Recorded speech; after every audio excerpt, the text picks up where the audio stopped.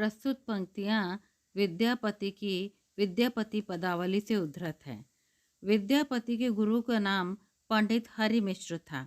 विद्यापति बिहार प्रांत के दरभंगा जिले के विपसी नामक गांव के निवासी थे। भाषा की दृष्टि से विद्यापति द्वारा रचित ग्रंथ कई प्रकार के हैं, जिसमें संस्कृत, अवहट और प्रमुख रूप से मैथिली भाषा में उन्होंने लिखा है। इसके अतिरिक्त यदि हम देखें तो विद्यापति राजा शिव सिंह और कीर्ति सिंह के राज दरबारी कवि थे। विभिन्न विद्वानों ने विद्यापति को श्रृंगारी भक्त कवि माना है। बच्चन सिंह विद्यापति को जातीय कवि कहते थे, तो महामहोपाध्याय हरप्रसाद शास्त्री ने विद्यापति को पंचदेवोपासक स्वीकार किया है। निराला जी ने विद्यापति की पदावली के श्रृंगारिक पदों की मादकता को नागिन की लहर बताया है। वहीं हजारी प्रसाद द्विवेदी ने विद्यापति को श्रृंगार रस के सिद्ध वाक कवि के रूप में बताया है। प्रस्तुत पद में नायिका की काम विदग्धा सखियां नायिका को विलास गृह में प्रवेश से पूर्व की तैयारी हेतु समझाते हुए कह रही हैं। प्रथम ही अलग तिलक लेव साज, यानी वो कह रहे हैं अलग तिलक। अब बाल संवार लो, अलग माने बाल और तिलक माने मस्तक पर तिलक लगा लो। प्रथम ही सर्वप्रथम, अलग माने अपने बालों में सजाने के लिए, अपने बालों को सजाने के लिए उसमें तेल इत्यादि लगाओ और बालों में कंघी करके बालों की साज सज्जा करो। प्रथमा ही अलग, यानी अलकों को सबसे पहले ठीक करो। और बालों को ठीक करने के लिए क्या करते हैं हम लोग? तेल लगाते हैं, कंघी करते हैं, बालों को संवारते हैं। तिलक लेब साज, और माथे पर तिलक सजाओ, जिससे कि बिंदी सजाओ, तिलक सजाओ, जिससे कि तुम्हारी आभा में अनगिनत वृद्धि हो जाए। चंचल लोचन काजर आज, और जो तुम्हारी चंचल आंखें हैं उसे सुंदर से काजल से और अधिक सुंदर सजा लो। जायब बसन आब लेब गोए, और अपने जब तुम वहाँ जाओगी तो अपने अंग प्रत्यंगों को, गोए माने छिपा लेना, अपने अंग प्रत्यंगों को वस्त्रों में भली भांति छिपा करके नायक के पास जाना।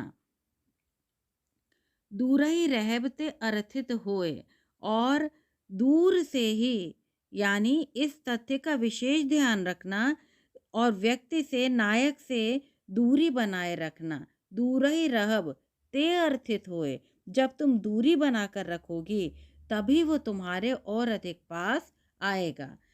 मोर बोलब सखी रहब लजाए, कह रही हैं कि जब तुम हे राधे मोहन से मुख मोड़कर बातें करना। मोरी माने मोड़कर, क्या मोड़ना है? मुख मोड़ना है। मोरी बोलब, बोलब माने बोलना, मुख मोड़ करके मोहन से तुम बात करना। और बार बार कुटिल नयन देव मदन जगाए, और बार बार लज्जा भाव का प्रदर्शन करते रहना। कुटिल नयन, नेत्रों के तिरछे कटाक्षों से नायक को तुम अपनी ओर निरंतर आकर्षित करती रहना। तुम्हारा तिरछी चितवन से देखना ही उस नायक को तुम्हारे अंदर आकर्षण पैदा करेगा। अर्थात जब तुम कटाक्ष करोगी, नयनों से कटाक्ष करोगी, तो नायक में कामदेव को जागृत कर पाओगी, तभी तुम उसमें काम उत्तेजना जगा पाओगी।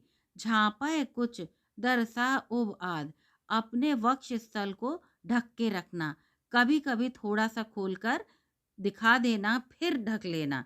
खन खन सुदृढ़ करब निभि बांध, और कभी कभी और निभि बांध, हे राधे कमर में बांधने वाले वस्त्र को, पेटीकोट या सलवार के नाड़े को ढीला न होने पर भी क्षण क्षण कसने का प्रयास करते हुए रहने का प्रदर्शन करती रहना। कहने का तात्पर्य ये है कि नायक को अपने समस्त हाव भाव से आकर्षित करना।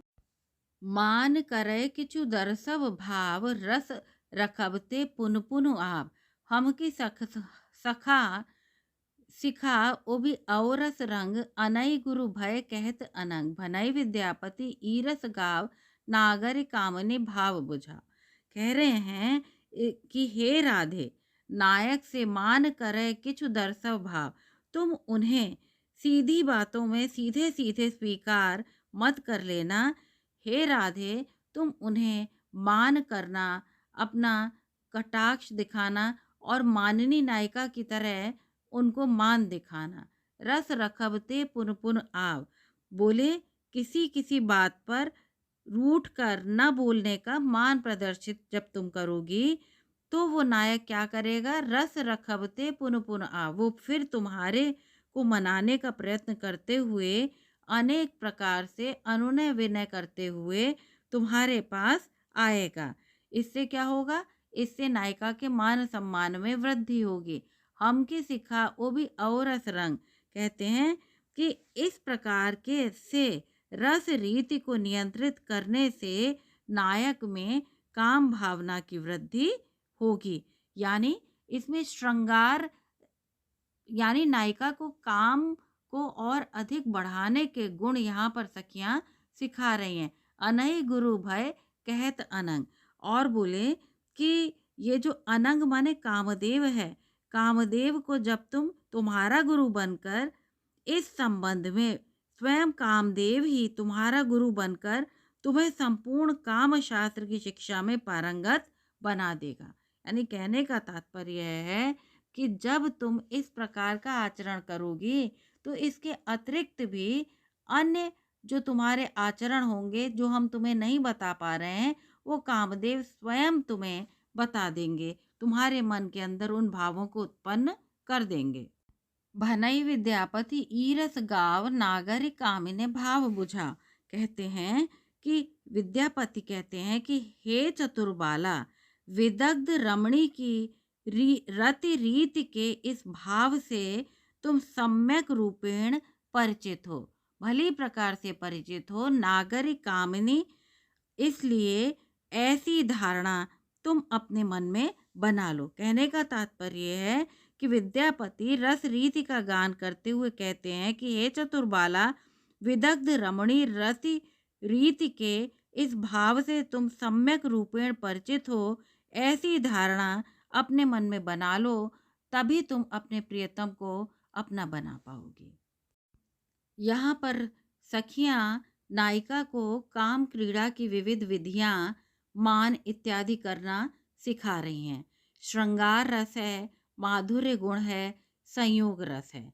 इसके अतिरिक्त जब हम यहाँ देखते हैं कि विद्यापति एक, जिसे कह सकते हैं कि नायक नायिका के प्रेम का वर्णन यहाँ पर दृष्ट, नायिका के कटाक्ष वाणों का को देखते हुए कुछ एक शायर की पंक्तियाँ याद आ रही हैं।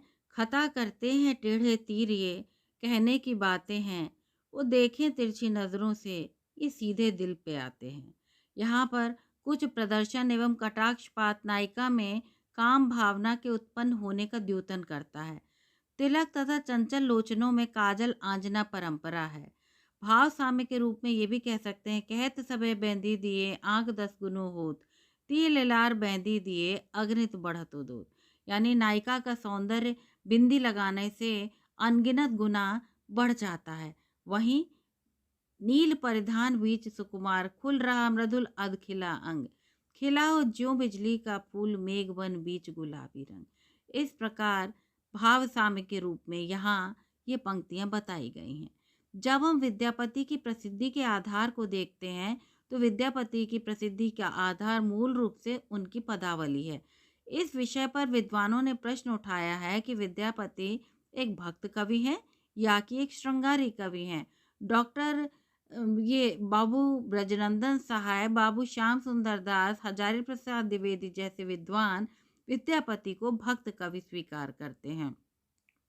वहीं श्रृंगारिक कवि मानने वाले कवियों में प्रमुख हैं हर प्रसाद शास्त्री, आचार्य रामचंद्र शुक्ल, बाबू राम सक्सेना, राम वृक्ष बेनीपुरी, सुभद्रा झा, डॉक्टर राम कुमार वर्मा, बच्चन सिंह इत्यादि।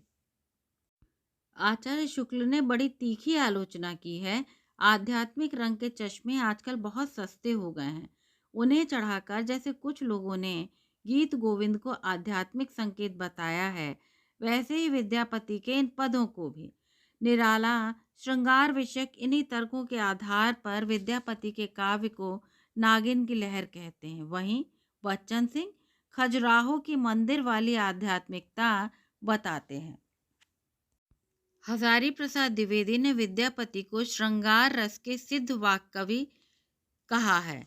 सूर्यकांत त्रिपाठी निराला ने पदावली के श्रृंगारिक पदों की मादकता को नागिन की लहर कहा है। आपको ये अवश्य याद करना है। विद्यापति के प्रशंसकों ने उन्हें कई उपाधियों से विभूषित किया है। बहुत ध्यान से याद कीजिएगा क्योंकि ये नेट में पूछी जाती हैं। जो निम्न है: अभिनव जयदेव, यानी विद्यापति को कोई अभिनव जयदेव की संज्ञा देता है। कवि शेखर, कवि कंठहार, नवकवि शेखर, खेलन कवि, दशावधान, पंचानन, मैथिल कोकिल इत्यादि। कई प्रकार से उनको नवाजा गया है, उनके नाम के महत्व को स्वीकार किया गया है। यदि आपको मेरे द्वारा पढ़ाया गया यह पद समझ में आता हो तो कृपया चैनल को लाइक, शेयर और सब्सक्राइब अवश्य करें। धन्यवाद।